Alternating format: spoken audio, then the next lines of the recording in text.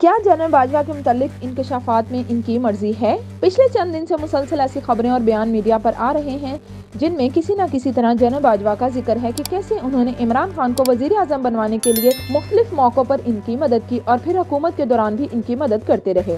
खबरों का ये सिलसिला कॉलम नगार जावेद चौधरी की जनरल बाजवा के साथ मुलाकात से हुआ। मुलाकात के बाद जावेद चौधरी ने 2 कॉलम लिखे जिनमें उन्होंने मुख्तलिफ हवालों से जनरल बाजवा का जिक्र किया। पहले कॉलम में जावेद चौधरी ने जनरल बाजवा के हवाले से लिखा कि इन्हें इमरान खान की तरफ से तनकीद सुनकर दुख होता है। दूसरे कॉलम में जावेद चौधरी ने तफसील से जिक्र किया कि किस तरह जनरल बाजवा ने इमरान खान को बनी गाला रेगुलराइजेशन केस में नाअहल होने से बचाया और फिर इमरान खान वजीर आजम बनने से पहले 3 मरतबा जनरल बाजवा से मिले। जावेद चौधरी के अलावा सहाफी अंसार अब्बासी, वजीर आजम के मुआविन मलिक अहमद खान और चौधरी भी इमरान खान और जनरल बाजवा के मुतालिक इंकशाफात करते रहे। क्या ये सब इंकशाफात जनरल बाजवा की मर्जी से हो रहे हैं और क्या इन सब बातों का जवाब देने के लिए जनरल बाजवा खुद भी मीडिया पर आ सकते हैं? और क्या ये इंकशाफात और बयान नवाज शरीफ के इस मुतालबे का हिस्सा तो नहीं कि इमरान खान को जो लोग लेकर आए थे वही इसे खत्म भी करें? खत्म करने की इस प्रोजेक्ट का एक हिस्सा ऑडियो और वीडियो रिलीज करना है तो दूसरा हिस्सा ये इंकशाफ है कि किस तरह मसनूई तरीके से इमरान खान को न सिर्फ वजीर आजम बनवाया गया बल्कि इन्हें जानबूझकर सजा से बचाया गया और फिर हुकूमत के दौरान भी इन्हें जनरल बाजवा हलफ की खिलाफ वर्जी करके सपोर्ट करते रहे।